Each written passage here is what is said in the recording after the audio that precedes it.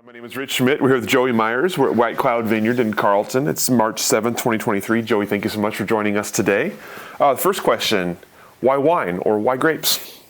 Oh man, well, I was raised in the business. So my family has been involved with the wine business, the Oregon wine business, really since the beginning. We are close family friends with the Letts of Irie Vineyards, and my dad, it was his first job in wine and grapes back in, I think, 1979. And my folks actually met at Irie Vineyards. My mom was working with one of their sons in an educational capacity. So we're kind of tied in that way. So my dad's been working in the nursery business since the 80s.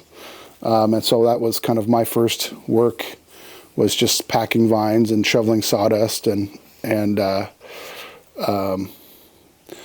think I really realized it was something that interested me in high school. I worked on weekends and during the summers for our vineyard management company. Working in the field, running equipment. So that was when I really kind of realized this is something that, could have a future. And obviously that was when the Oregon wine industry was really kind of exploding, right in the late 90s. So there seemed to be a lot of promise. And so I kind of decided that it was something I was going to pursue. So when you decided to pursue it, were you thinking in terms of sort of staying in the family business? Were you thinking of being a winemaker? Were you just thinking of kind of getting into it and seeing what sounded good? Well, my mom's family is also really deep in the agriculture history of Yamhill County. We've been farming since the 1880s here, and so I was really kind of deeply involved or enveloped in that kind of culture from a very young age. Something I really appreciate and love a lot. It wasn't just one thing. It was very much just like enjoying the work, enjoying the kind of seasonal aspect of it, and the seasonal challenge of it. So after high school, what did you do next? So I looked.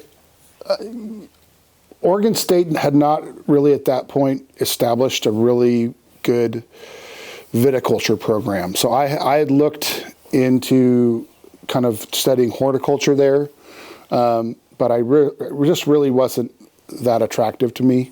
I did look at going to Davis or Cal Poly or Fresno State, but just wasn't really prepared to move that far away from my family. Like, I've always been really close with my family and have a really big family. So, and at that point in time, Greg Jones was really kind of, his career was taking off with the climatology work he was doing at Southern Oregon in Ashland, Southern Oregon University.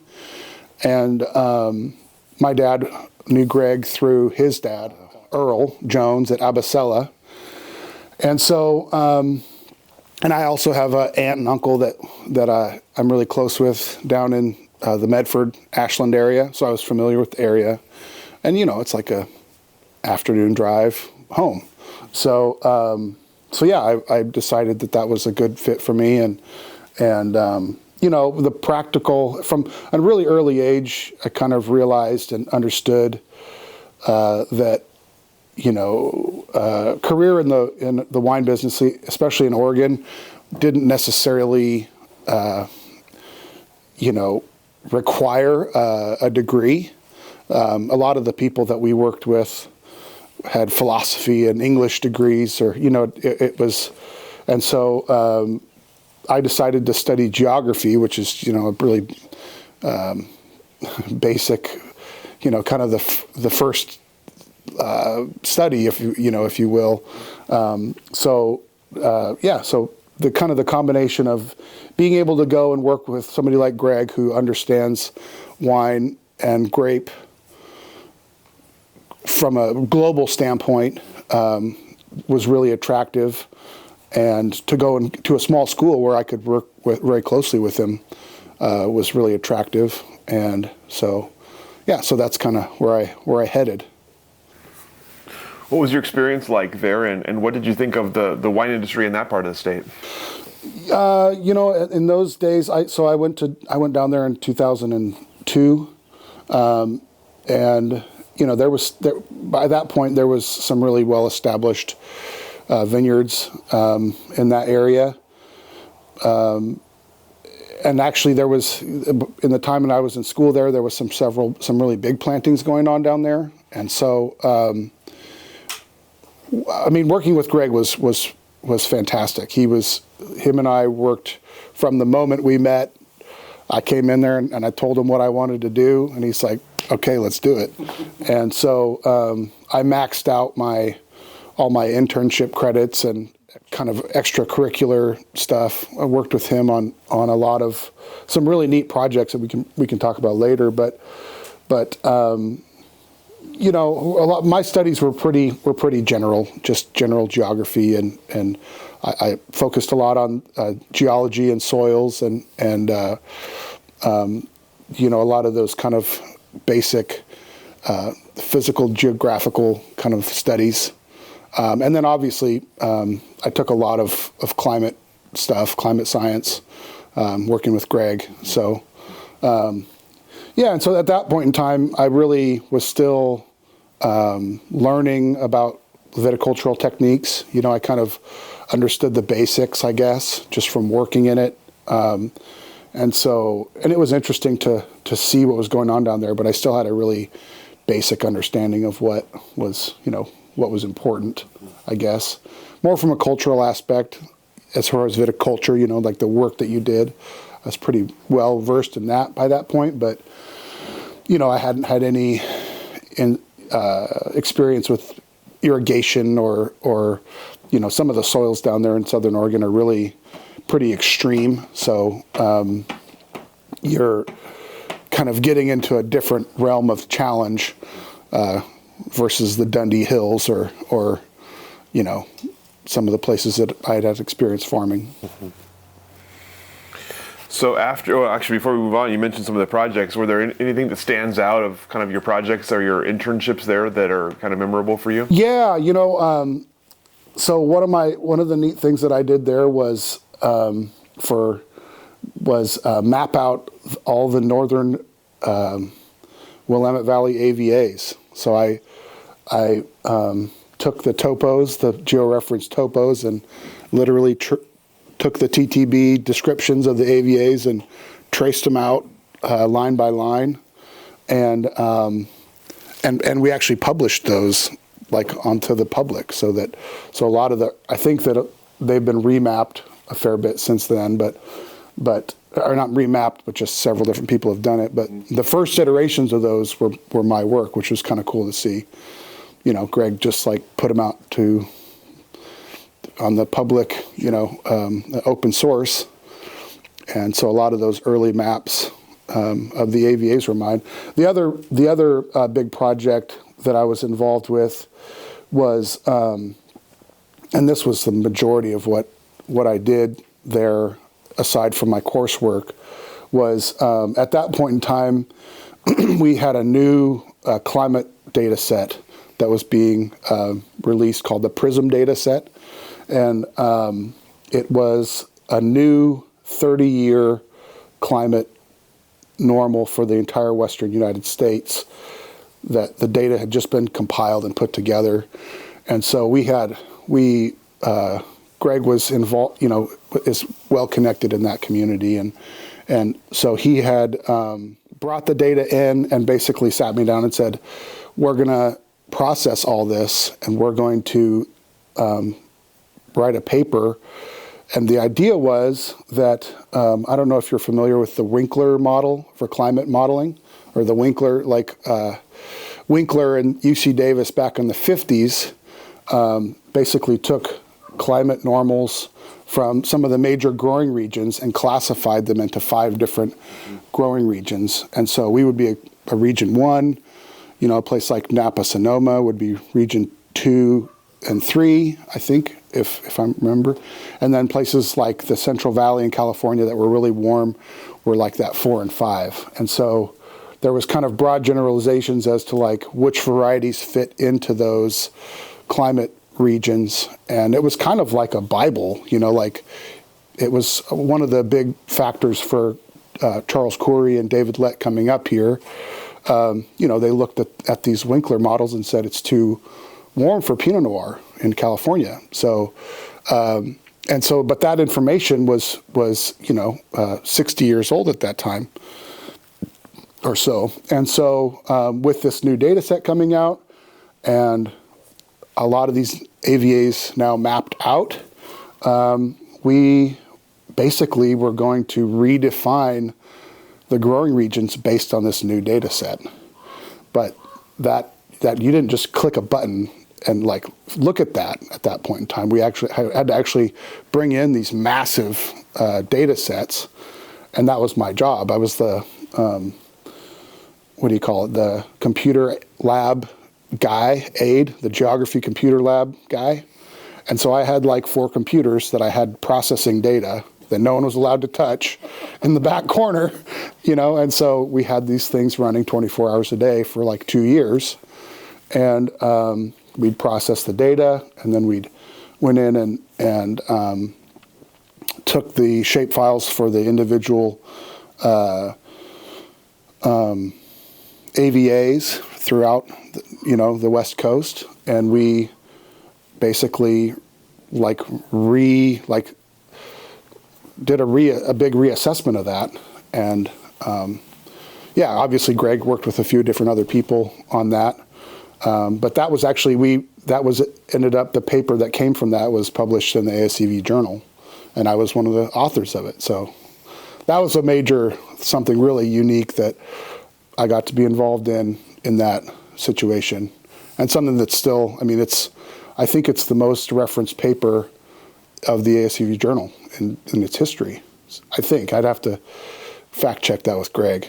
He'll smack me on the hand if I told a story there. But yeah, no. So that was a really great experience, and yeah, and I got to know some of the growers down there in my time down there, because my dad was involved, you know, in the nursery business.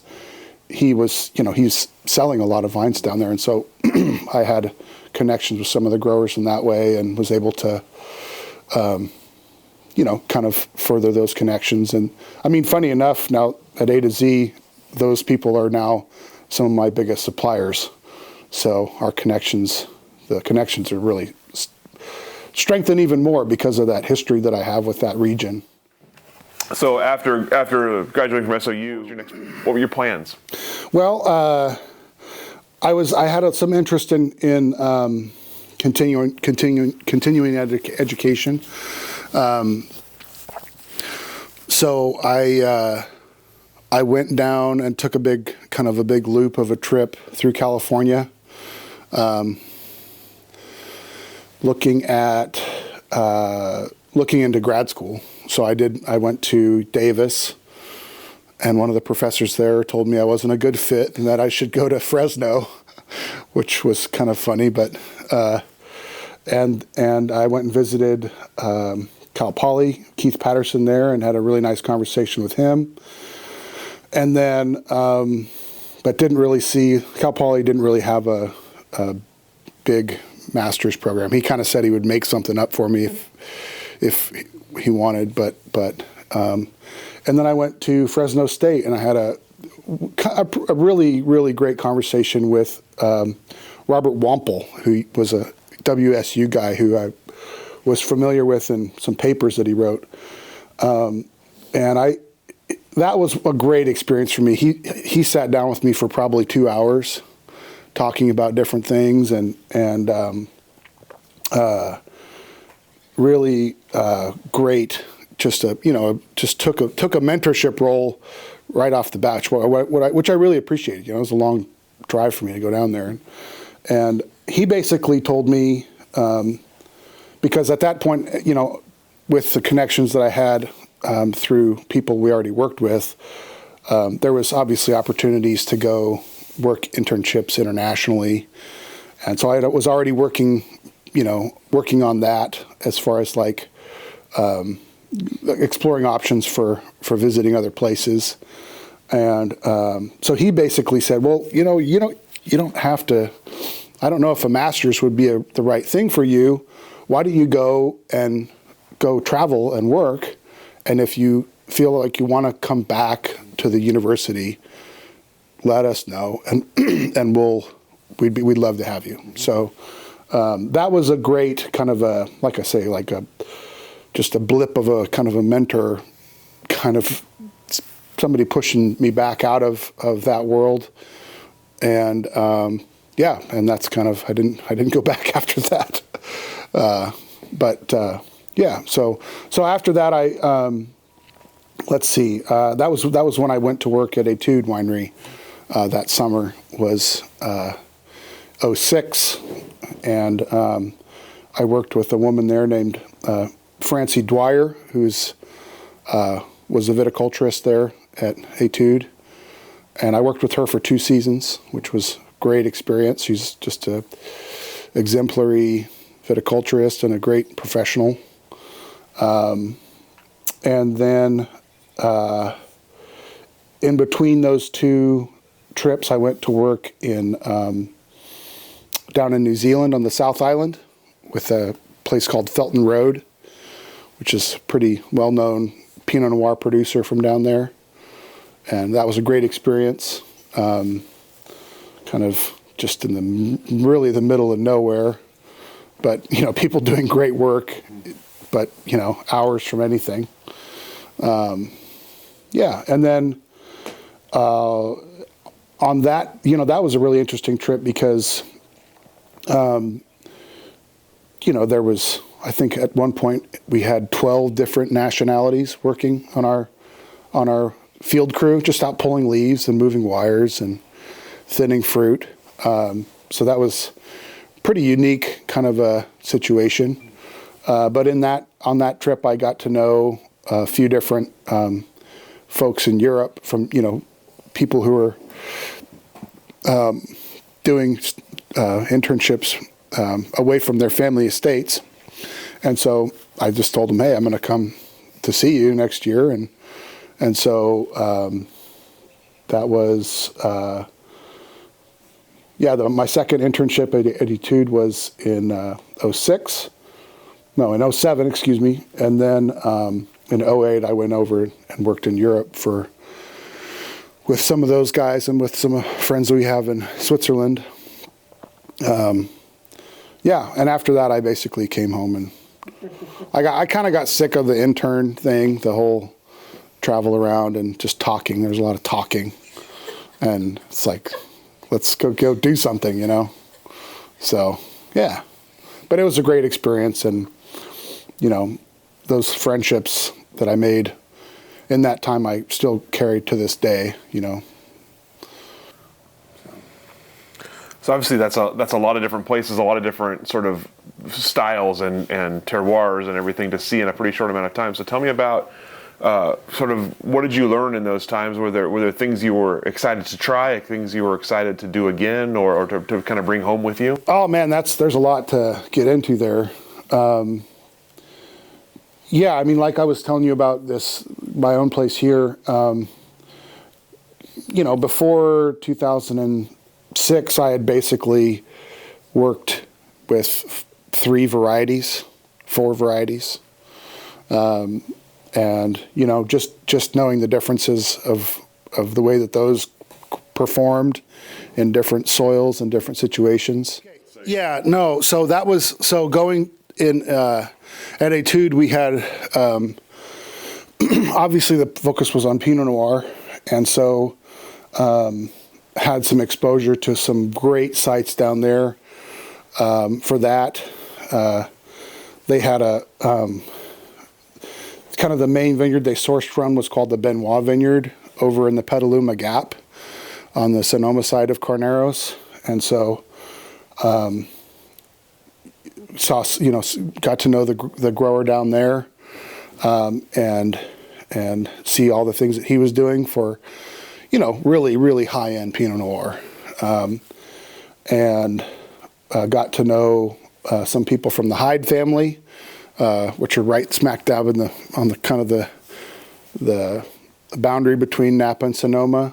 Lee Hudson as well. We got some grapes from Lee Hudson, and so I got to spend a little bit of time talking with him about what he was doing,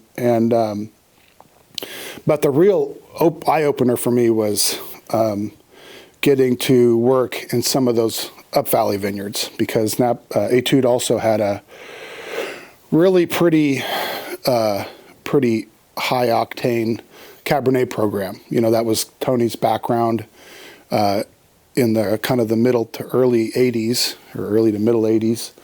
Was working with stuff on Kneebaum Lane, Gary Morrisoli, Rutherford Bench, Vine Hill Ranch.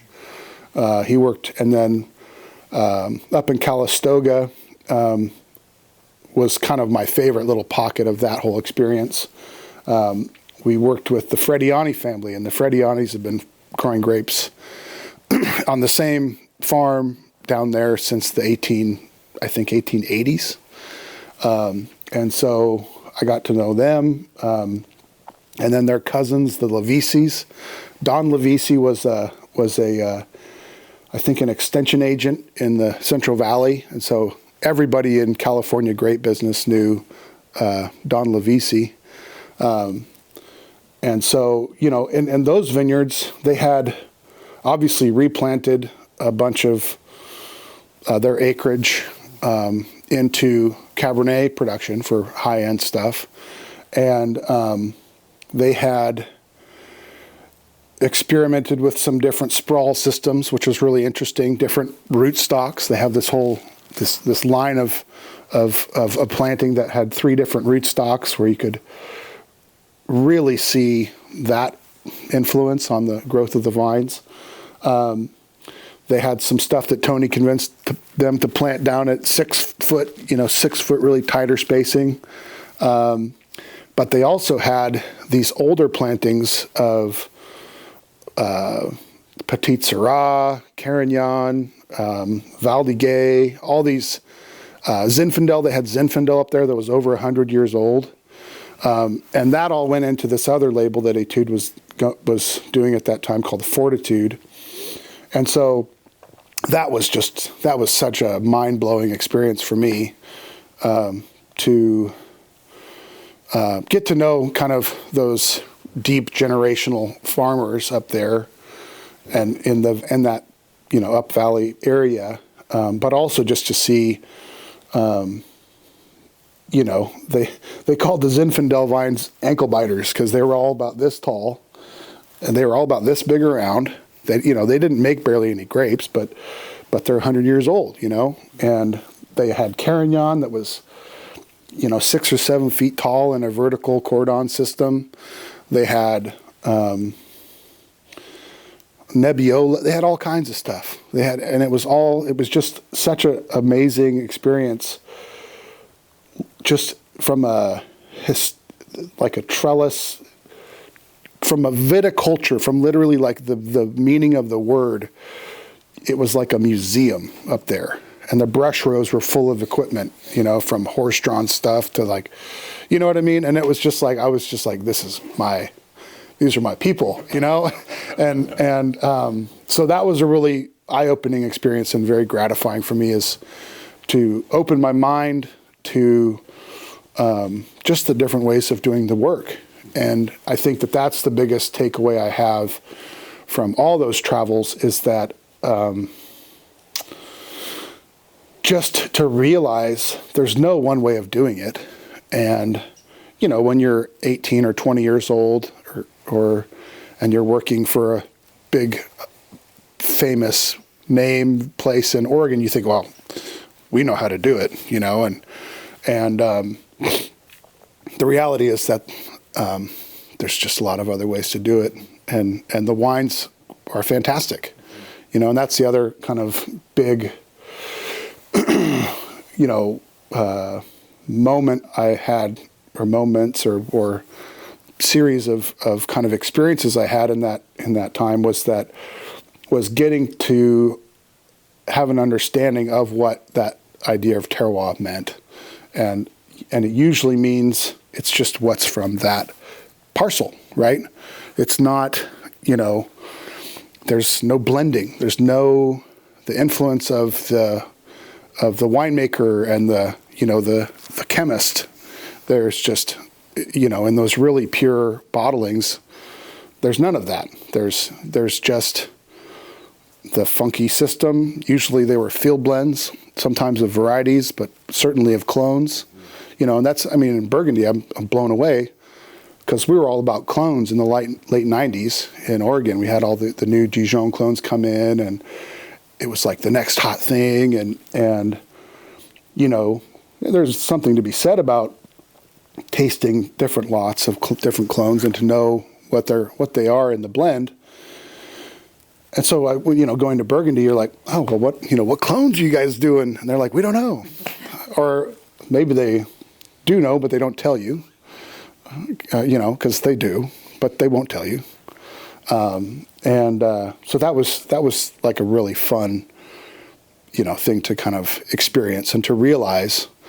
And some of the neatest places I got to work were kind of funky. There were these places where you couldn't get with a tractor, so everything had to be done by hand.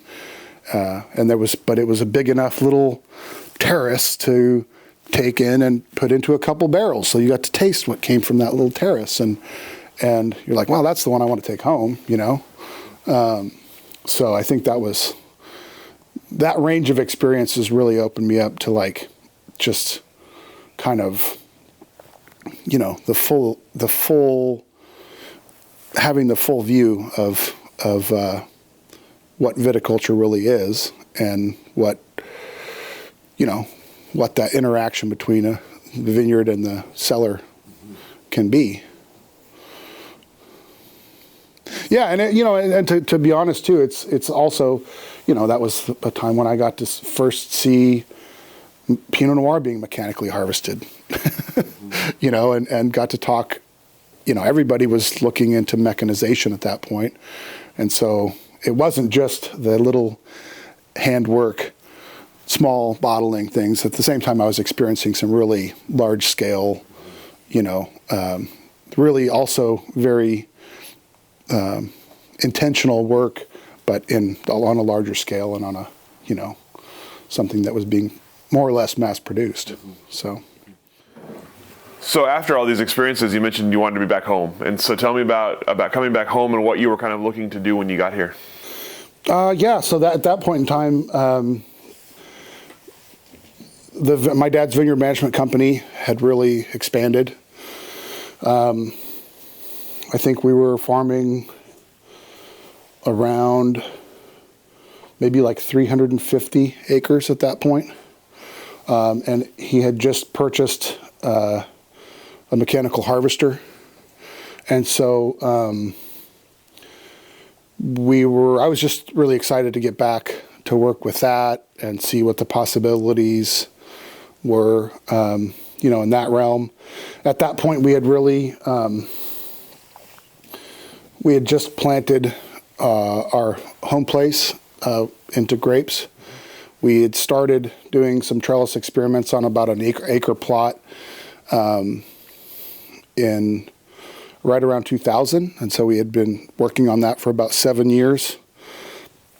And we kind of had settled on, as far as this vine spacing and row spacing and trellis, how we thought we should set it up.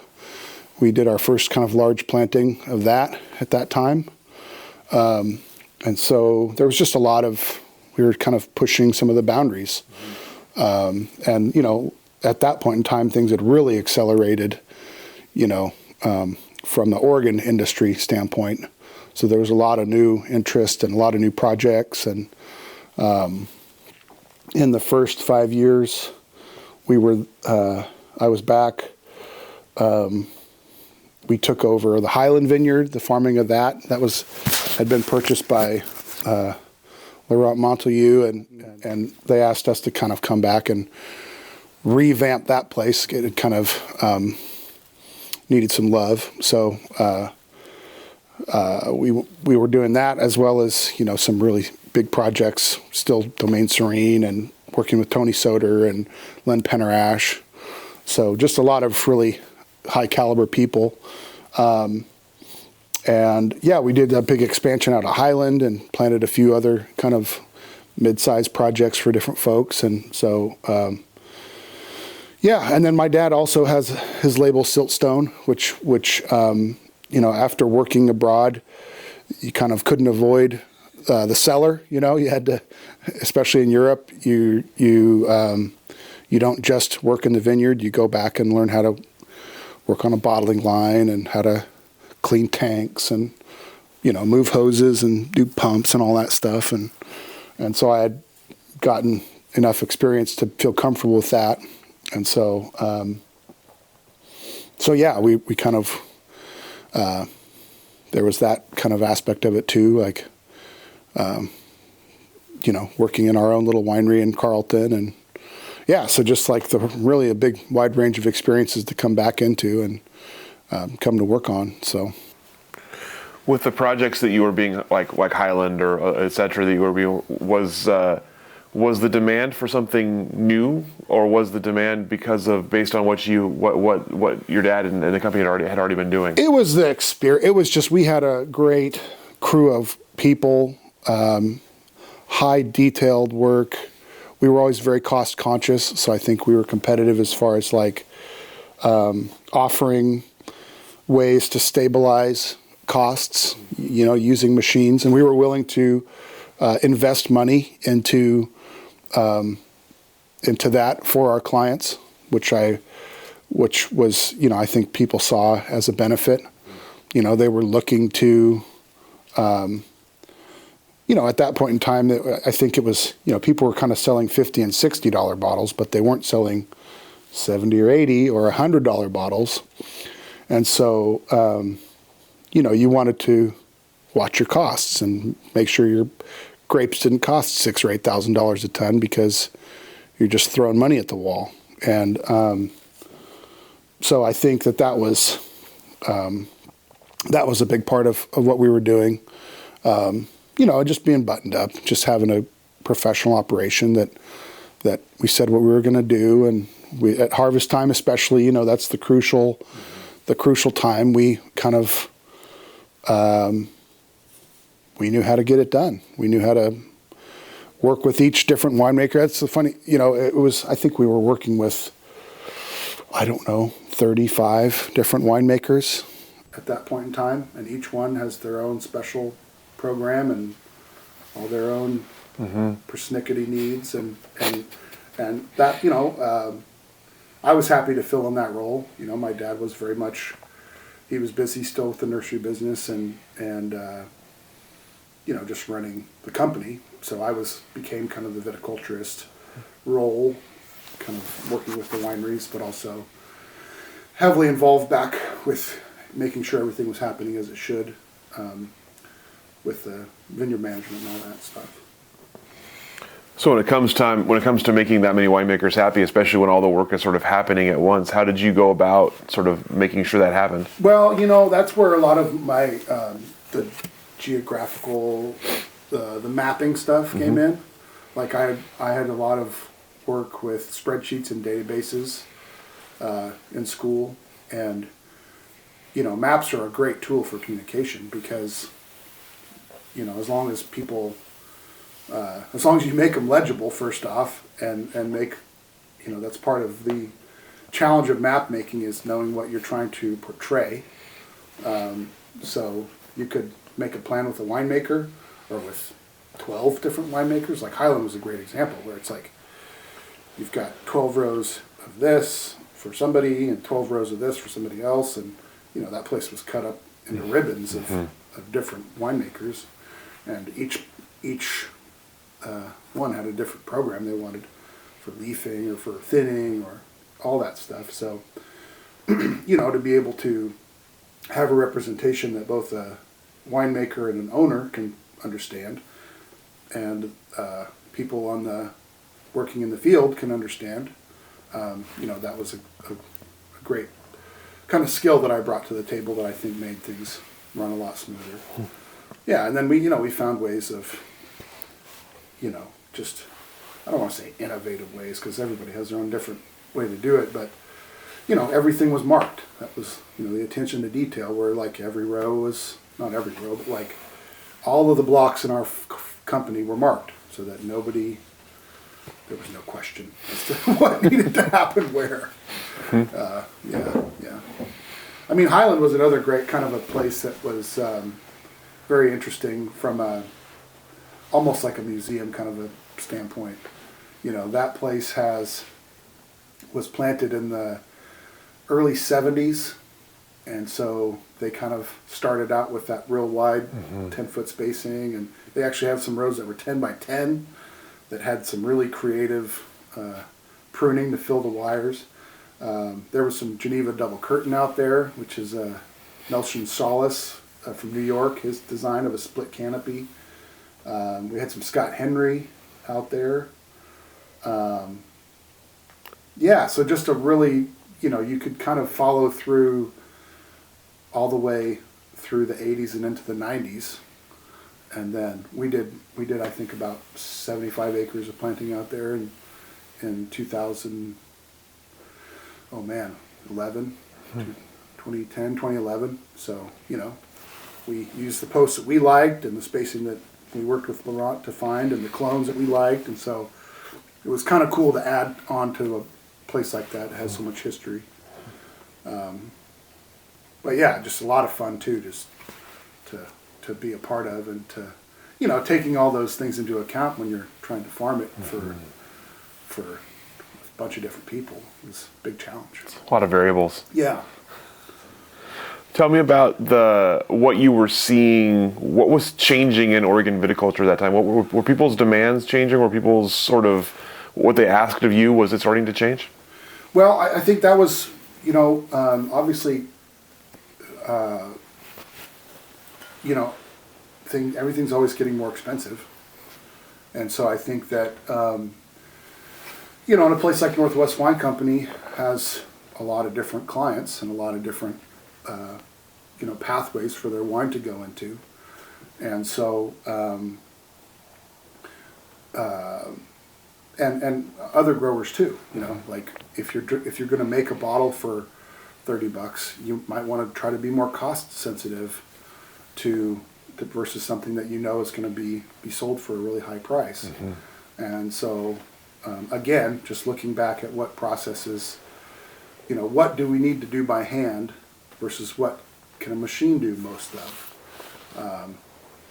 and that's, I think, when there was, in that period of time, there was some really major improvements being made on grape harvester technology, but also just really refining some of the other, but also borrowing ideas from other wine growing regions on ways to improve, what you're doing with machines and what you're doing by hand.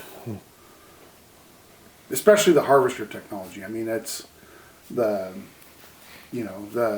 I did some studies, or did a kind of a, we did this project where we went and sampled different grape processing tools. We sampled 3 different destemmers in the winery and 2 different harvesters, I think, or maybe even 3, I don't remember.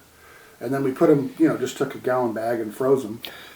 And then in the wintertime, went and poured them on a pan and separated this many whole berries versus this many exposed seeds, and and it was amazing. The harvesters were like 3 times as good as most of the destemmers. And so we kind of put that together and made a little, and showed it to our clients and said, hey, like, this is something, this isn't soup. We're not doing the soup thing here. We're doing really good work. And, something like that, where a winemaker wants to do, a partial whole cluster, they put 2 or 3 tons in there and then put another 8 tons of machine harvested fruit into that fermenter. You know, that just kind of opening up, you know, high-end wine into some of those mechanical processes. Yeah, yeah, and like figuring out, okay, we don't need to position every single shoot exactly straight up. Like there's no difference between that from a qualitative standpoint in the wine.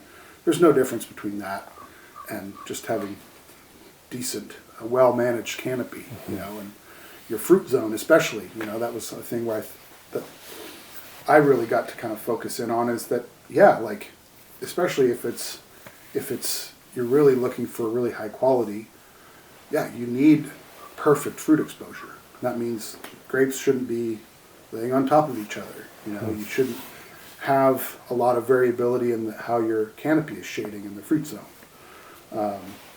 You know, and there's plenty of research too there for guidance, you know, as to how that should be. But also kind of finding the boundaries as to, like, well, you can do 90% of that with a machine. So maybe we don't need to leaf pull everything by hand, you know? So I think that was, yeah, in that period of time, that was, and really since then, that's really the way that our industry has accelerated, I feel. It's like really much more professional kind of, you know, taking a much more professional approach to making those decisions. Because, you know, as Oregon's expands, you know, we need more people to experience Oregon wine, and that means you got to get further and further down the line as far as, like, what's the bottle price. And yeah. So tell me about some of the groups you've been affiliated with, both research group and like viticulture technical group and OW research funding committee, etc. Tell me about sort of your being part of the industry at a larger level and what you've contributed and sort of taken away from that level. Yeah. Well, the experience that I gained from traveling, the experience I gained from working with really, you know, very high-level winemakers, you know, you're able to glean a lot of information that may be anecdotal, but you can actually just say, well, this is understood now. We don't need to bicker about some of this stuff anymore. And so, which is gratifying, you know. And so, Patty Skinkis, she came to Oregon in 2007, and so, you know, I've known her since she came here. We kind of came back almost at the same time. And so, conversations with her, you know, I developed, through those organizations, I developed really good relationships with the folks at OSU, but also at the USDA. There in Corvallis. And so,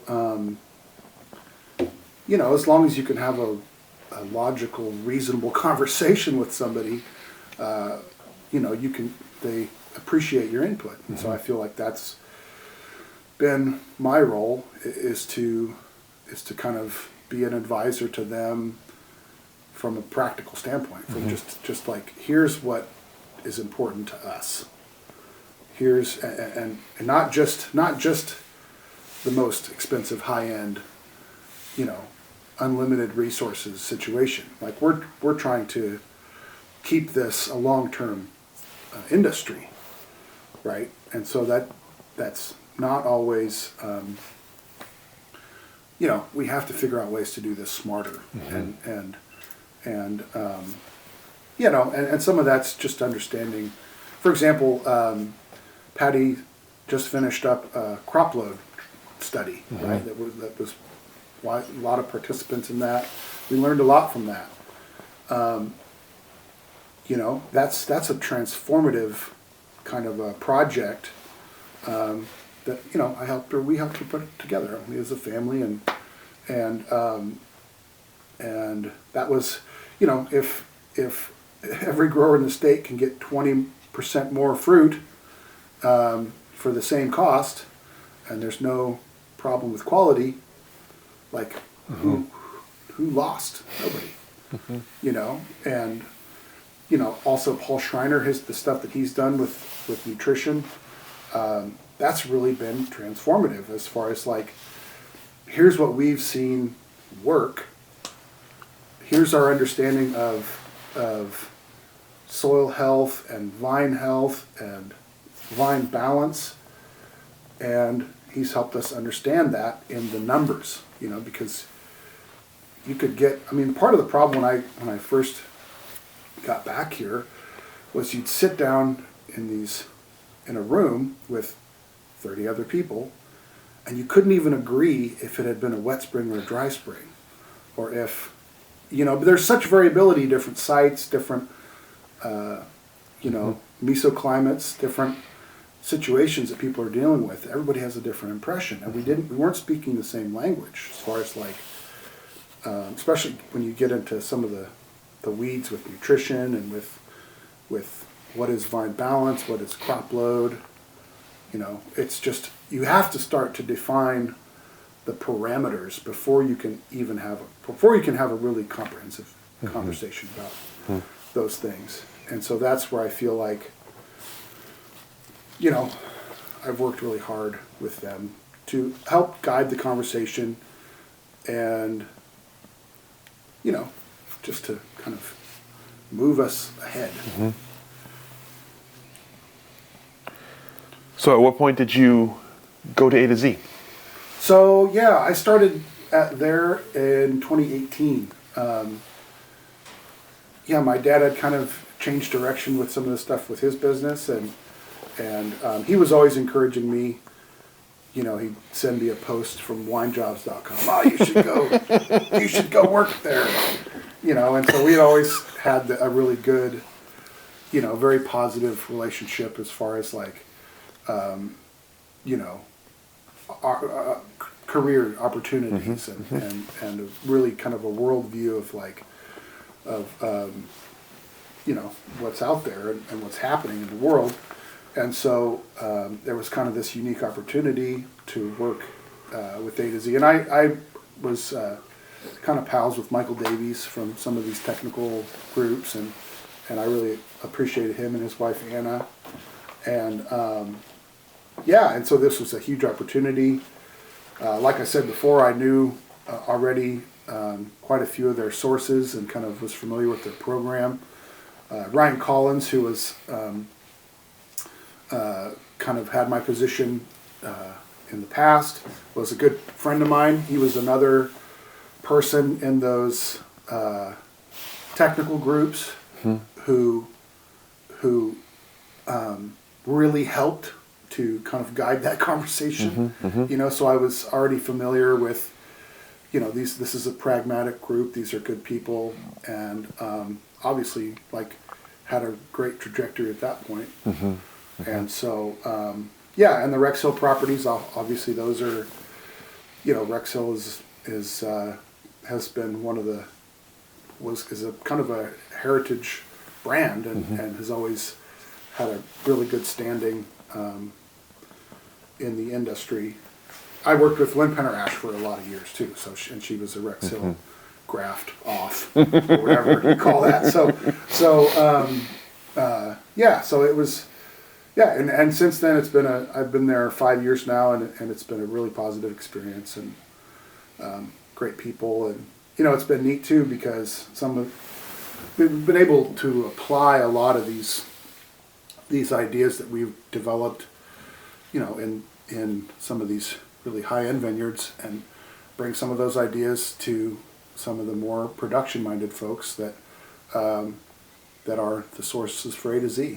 So, and again, it's the same situation where, you know, establishing a common language that we can both understand what we're looking at and call it the same thing.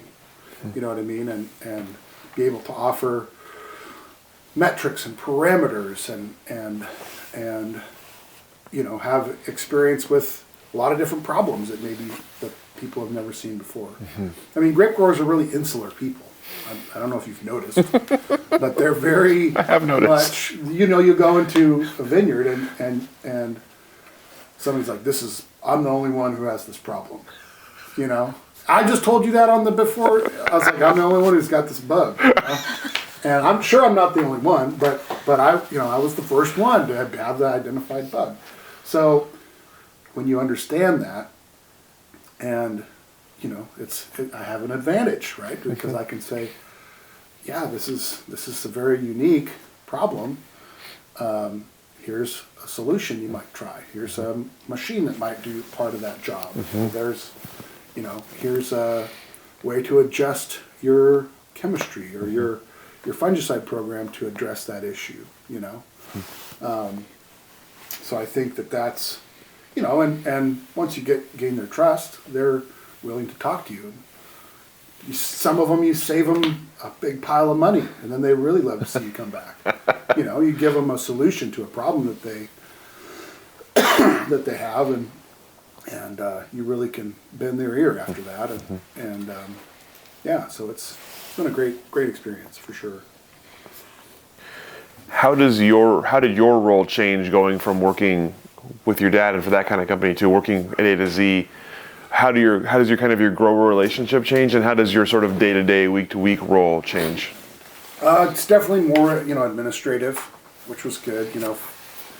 Farming every day is pretty hard on your body. It kind of beats you up, and so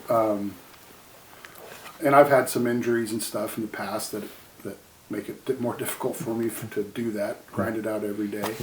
So I was happy to kind of shift into more of a role where I can use my brain and not, be bent over all day long.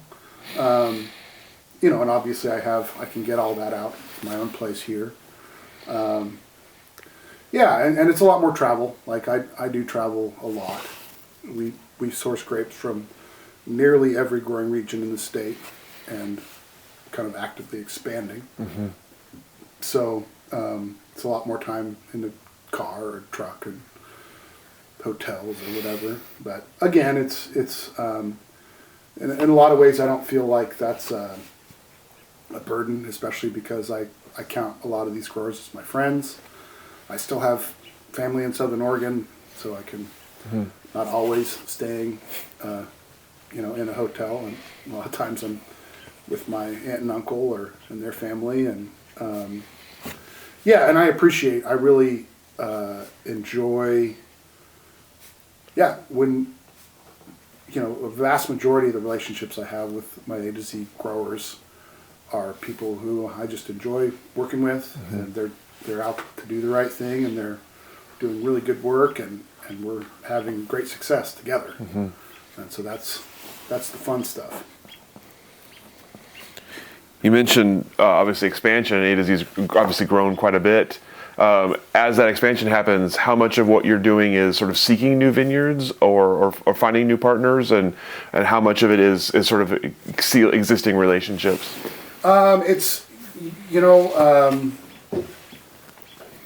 it's a little bit of both. It's especially this right now. The past 3 years we've had double-digit growth at A to Z, and so and the industry, or the Oregon industry, is still relatively small on the West Coast. We have big neighbors to the north and south, and so if you do want to grow, there has to be new plantings.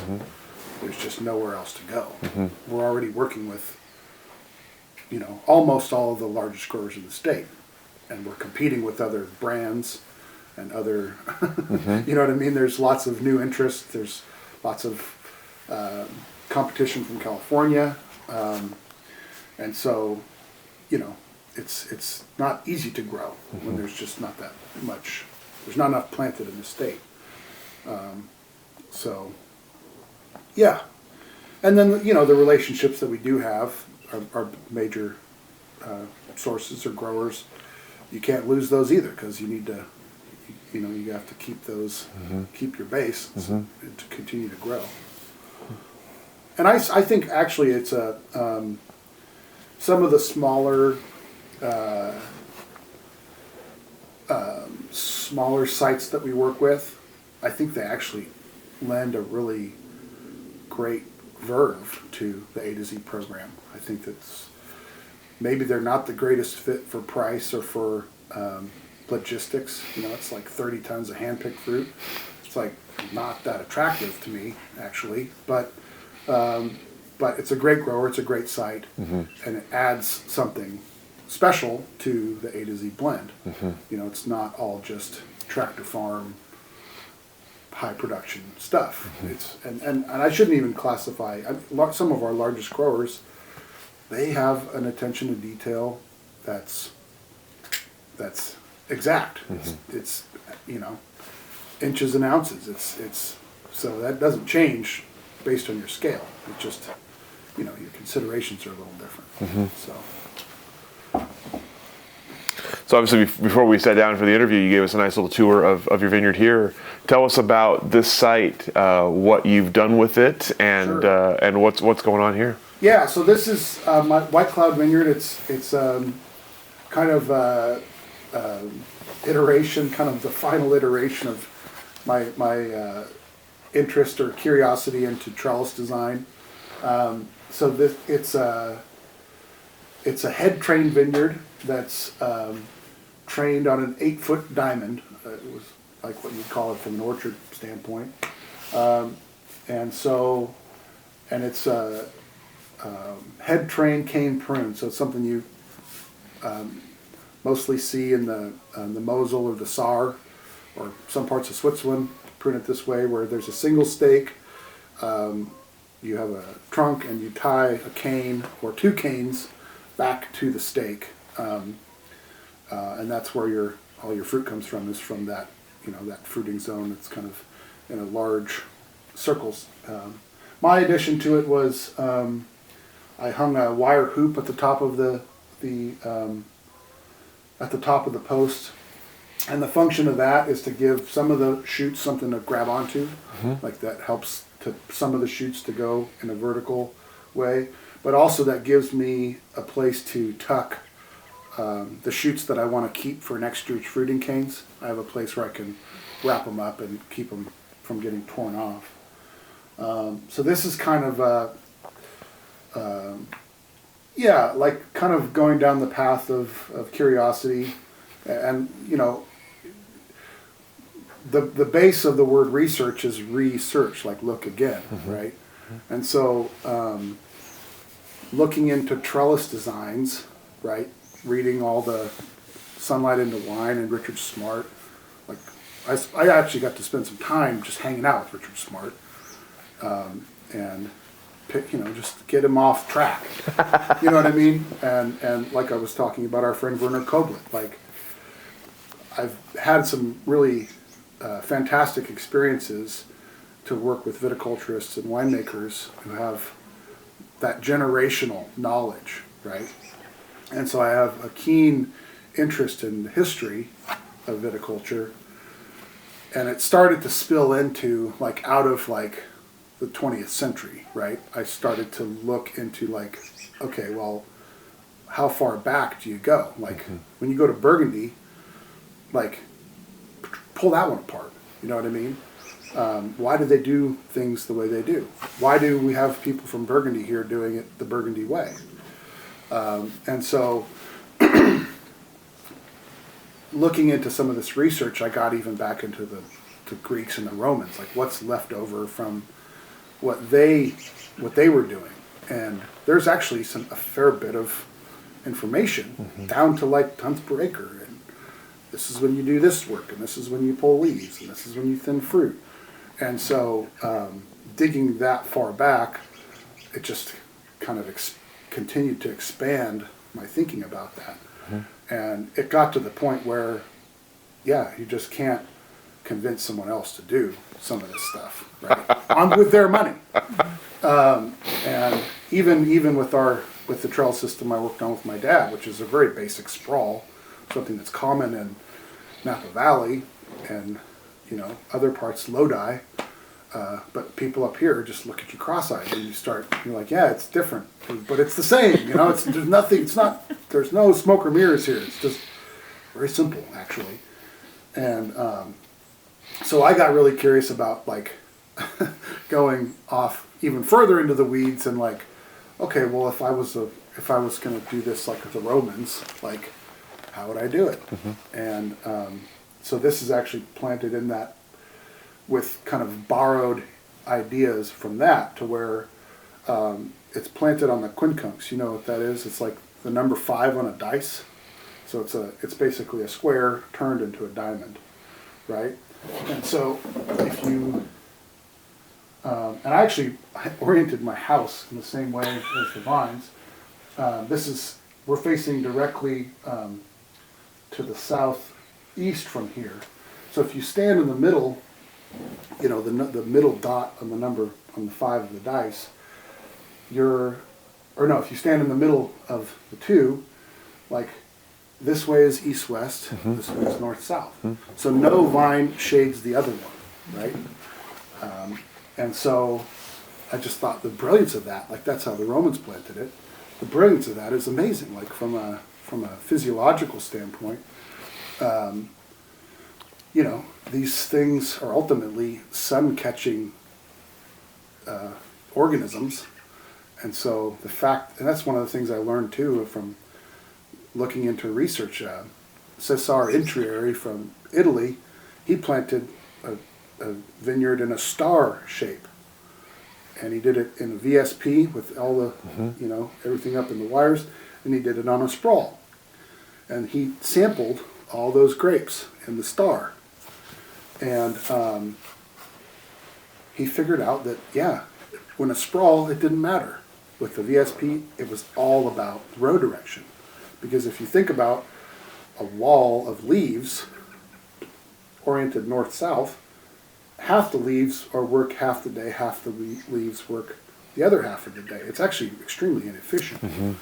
And so I think that's one of the huge benefits of the sprawl system, is that your leaves are smaller, you have it's a more efficient physiological organism. And so, this is kind of a step beyond that, to where it's really just allowing the plant to find its own balance and to catch the light as much as it can. The other real interesting thing that I've learned from this is this site is marine sediment soil. It's a Gooden clay loam, so it's some of the oldest of the marine sediment soils in the valley. Below this, so I think, which would put it like, 40 million years old. Directly below this is the marine basalts that you pretty much only find here on the Coast Range, which are like 50 million years old. And so this is a highly eroded, very shallow soil.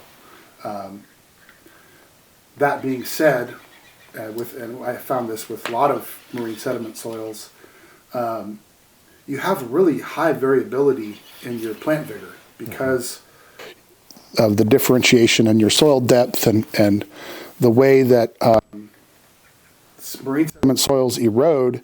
They're striated, right? And so you kind of have these areas, all your fractures are along this way as they were deposited.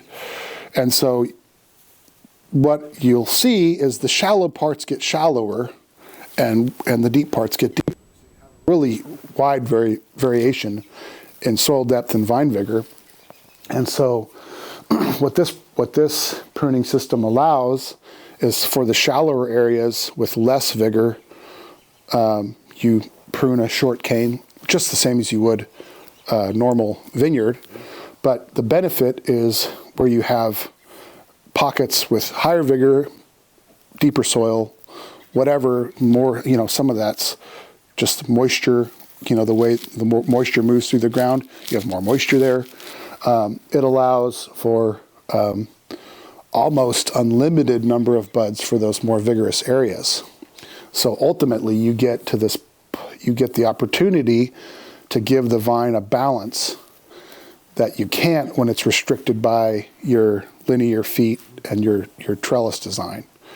And so that's really, that's the fun part, is just like some of these vines just carry massive amounts of fruit and they're happy, you know. And when you look out at this in the summertime, you see very little variability in the leaf color, and like in the fall time, all the vines hold their leaves more or less the same, you know, to where you go into a lot of other vineyards, and because they're not able to, or they're not, their vines are kind of in this out of balance, you'll see really massive, vigorous areas that have huge, thick canopies, big giant leaves, and then just, you know, 35 or 40 feet up the row, they're little scraggly, scrawny plants, and the leaves fall off on the top and they stay on the bottom, and so that's been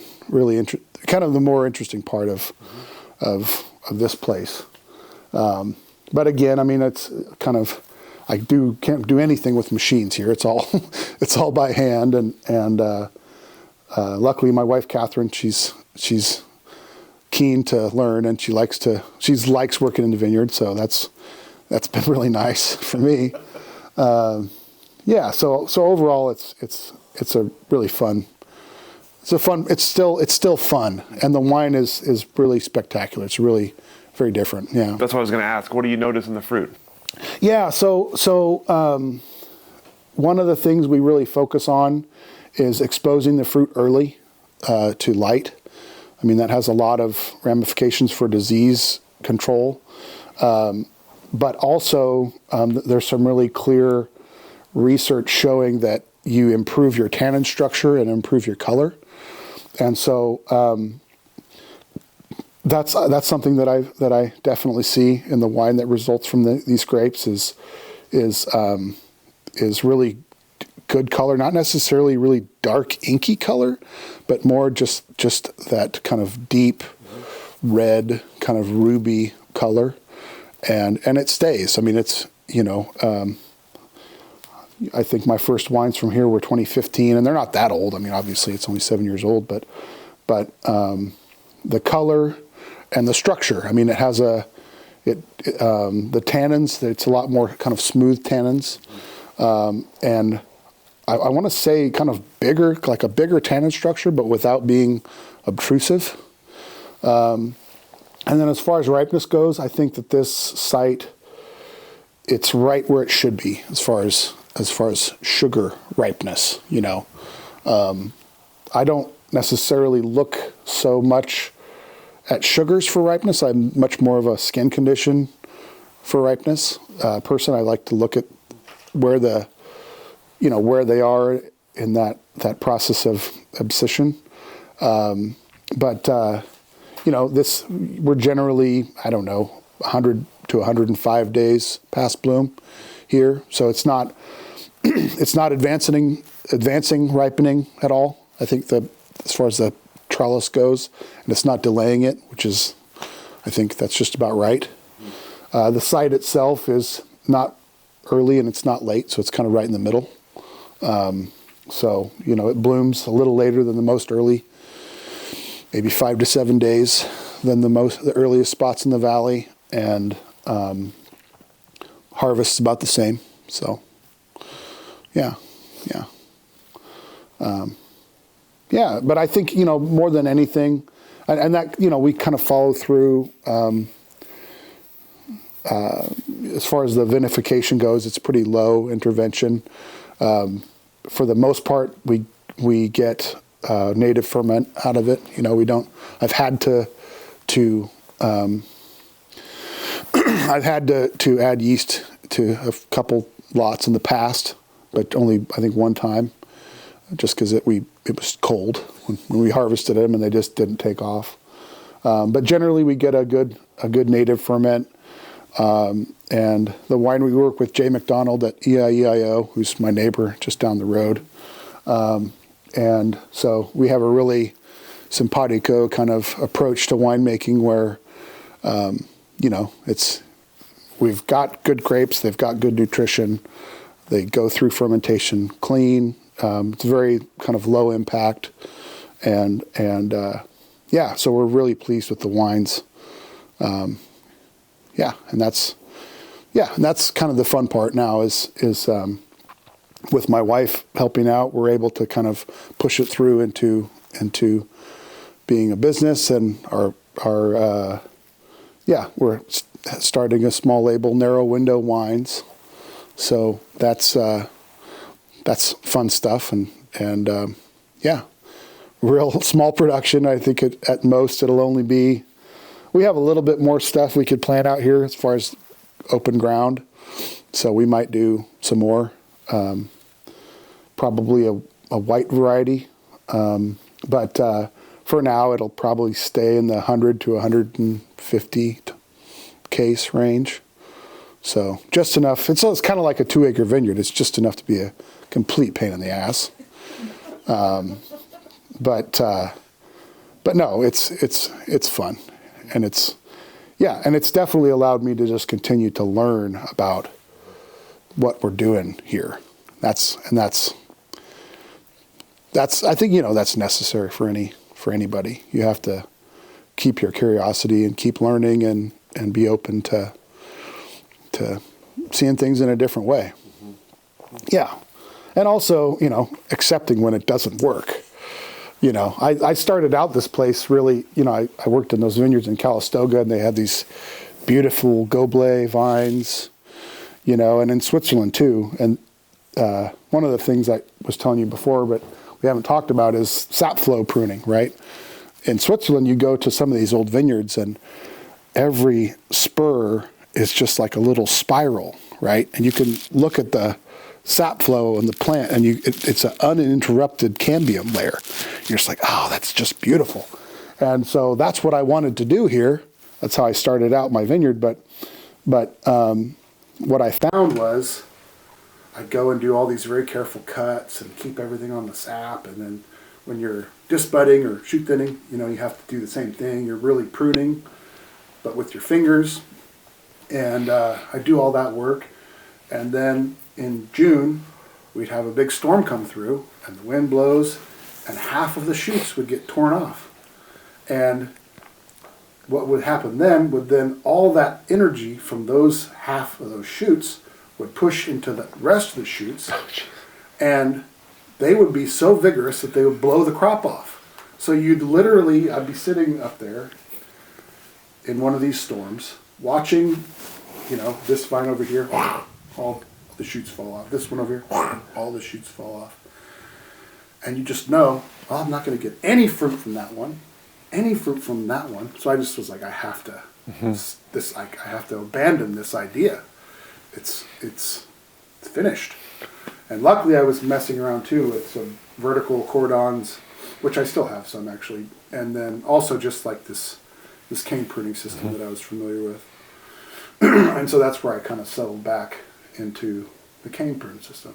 And it's, for whatever reason, like I still have some breakage, but I just am able to leave some more. I leave extra shoots, and then the wind thins them for me. And we make sure to do really intensive inner canopy work. We pull a lot of leaves and make sure the environment looks good pretty much all year. And yeah, good exposure. Yeah, good ripe fruit, good balanced vines. I mean, it's one of the funnest things I think is just to see how you can actually get to a really amazing balance, but you have to give the vine what it wants, the number of buds it fits. So you mentioned Narrow Window, and obviously a small brand. What prompted you to finally start a small commercial brand? Well, I'd like to make some money for this place. No, it's kind of the final kind of point of inflection, it's one of the things that prompted my dad to make wine, is that at some point you get, you can't avoid, like if you're growing grapes, and certainly that's true with people I work with at A to Z, like grape growers need to understand that this doesn't end when the bin leaves the field. Like, if you're not considering the wine quality, then you shouldn't be in the business. And so you just through absorption and sitting at dinner with people who make wine, you start to learn things, and you say, well, I kind of like that way versus that way. And at some point you kind of have to say, well, I'm going to, get involved, and just making wine's not that complicated, really.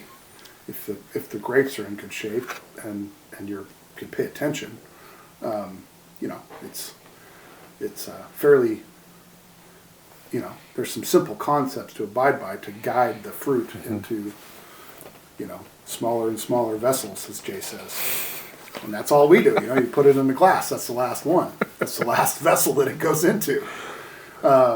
So that was, it's kind of this overarching kind of idea of engaging in the process all the way to the end. And it's gratifying. That's one of the things that's, the funnest part of working in the wine business is dinner time. You work a long day, you exert a lot of effort, and you get to enjoy this wonderful thing. And you might even get to enjoy it, 25 or 30 years from now. And it's a piece of time, put away. So that's kind of fun to be a part of that. And yeah. You talked about some of the changes you've seen in the Oregon wine industry in general. I'm curious, from your perspective, working A to Z, having your own vineyard, having the experience you have in Oregon, what comes next for the industry? How is the industry going to change in the next decade? Oh, there's so many ways to go. There's so many exciting projects. Working in Southern Oregon, that's a place that has potential, and not just Southern Oregon, but up in Eastern Oregon, in the Walla Walla, Milton Freewater area, in the Gorge. We still have so much exploration to do as far as varieties, and each variety has its own method for fermentation and aging and all that. There's just such a wide range of approaches that are equally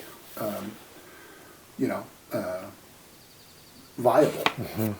And so I think that's super exciting, and that's something that's never going to go away, and something that's important for the future of Oregon. But I also think that in order to expand our bread and butter, Pinot Noir, Chardonnay, Pinot Gris, I think we don't have enough Riesling in the state. I know for a fact, actually, that we need more Riesling. Sauvignon Blanc's another really promising variety that's underplanted. But I think that there's just, one of the interesting things too, actually, about working in all those different areas, and especially in Europe, is some of those places where I worked, they've been growing grapes on the same slope for 1,000 years. Like, more than that. And they're still doing it, and it's still viable, and the wines are fantastic. So that's exciting, because we have all the ingredients to do the same here.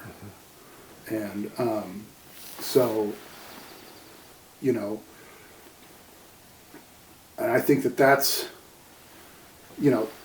other sectors of agriculture, other nut growers or blueberry guys. I'm working with a few different blueberry guys who want to get into grapes, so they already kind of speak the language of growing berries, right? And so I think that it's past the point of having to prove itself, our industry having to prove itself to anybody, and so now we can go about our work, and so that means expanding maybe into areas where we haven't planted in the past, and discovering what are the challenges and what are the benefits from that. And like I say, with the varieties and the different cultivars, how do those match into some of these areas where they do have more heat accumulation and more, different soils that might be more conducive to other varieties. But I think that, like I say, the bread and butter is not going away, and there's plenty of land, potential places to expand into, and we just need to continue to grow and grow in a smart way. And that's what I think the challenge will be, just because the limitations of labor and costs and all those things are really front and center right now. And so we'll see. I think that's one of the challenges I have at A to Z, and talking to people who are thinking about planting grapes, is like trying to kind of impress on them, well, we can't do it the same way as you see when you're driving around. Especially if it's not gonna, when you're establishing your region, you're not gonna get $60 or $80 a bottle for it. Like, there's a lot of other ingredients that need to be in place for that to happen. And so to kind of talk them off that cliff, and then just say, well, let's, but here's another approach where you can still have excellent quality. You still can have the potential to discover that and work with people who, go and get a winemaker who wants to make a few barrels and treat it on its own and do a little fermentation. Like I think that that's how you really, get into the thick of it. But in the meantime, you have to partner with a company that's got a good reputation and will pay the bills, so you can do it again next year. So you've talked about all the things you have going on, obviously A to Z, your own vineyard, you're starting your brand. So what is next for you as you look ahead? What are you excited to do next? Projects, goals on the horizon? I enjoy working at A to Z a lot, and I don't. It's one of the other things my dad always told me is don't quit your day job, and I think that's true. I mean, the work I get to do here with Catherine and getting things in the bottle is fun, but it's too risky. I mean, honestly, that's a lot of what I do at A to Z is just work on risk assessment of business organizations, risk assessment of what's the weather forecast, and that's one of the important things about A to Z is we are very geographically diverse. We purchase grapes from the entire state for a reason, not just because we need them, but because if we had a bad year in the Willamette Valley, we can lean on Umpqua in Southern Oregon for quantity and for quality, and vice versa, all those different factors. And so I don't see that that's going to continue to be a part of what I'm doing is working with big organizations like that, and just continuing to kind of I also really enjoy being part of the research community and being part of that kind of that cohort of people who are asking the tough questions and solving the tough problems. I think there's 13 or 1400 different pathogens for grapes, so I see new things that I haven't seen before almost every year, and and you have to admit that too. I don't know what the hell's going on here at some point, but you be methodical about it and just try to get to the root of the problem.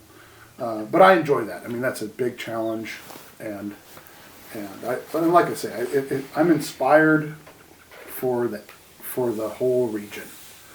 And I love being a part of that kind of greater movement or situation. Just like to realize that we just have a lot of really good work to do here, and I want to be a part of it. And also just working with some of these new growing regions or new growers, places that there may be 50 or 100 miles away from another vineyard, but the slopes just look perfect, and you kind of got like a little bit of drool coming out of your mouth. You're like, oh man, this looks so good. Let's do it, and So that's fun. Yeah, that's really fun. And yeah, and you know, one of the things I like too about A to Z is that, you know, it's very much attention to detail. It's just on a bigger scale. And so, really pleased and proud of the wines that are coming out of there. And, you know, get comments from people who are not in the wine industry. Oh, I was in Hawaii and I had a bottle of A to Z, or I was in Georgia or Nebraska. And so to be a part of that greater push out into the world and into the market, that's fun. I mean, yeah, we've got some great scores for very affordable, approachable wines, and I like to be a part of that. So, yeah, and like I say, we have the wine we make is a Pinot Noir. I think I should also have a white. We usually have a white and a red, right? So, so that's we're still trying to figure that out, but hopefully we can expand into that realm here with a little bit of open ground we do have. Yeah, so I think it's kind of just stay the course and continue to refine what we're doing and continue to learn and yeah, stay involved, stay curious. Excellent. That's all the questions that I have for you. Anything I didn't ask that I should have? Anything that we didn't cover that you'd like to cover? No, I think that's I think we more or less covered it. Yeah. Excellent. Well, thank you so much for your time and for your hospitality and for showing off this amazingly cool vineyard. I really appreciate you letting us see it. Yeah. And we'll go ahead and let you off the hook. Okay. Thank you. Thank you.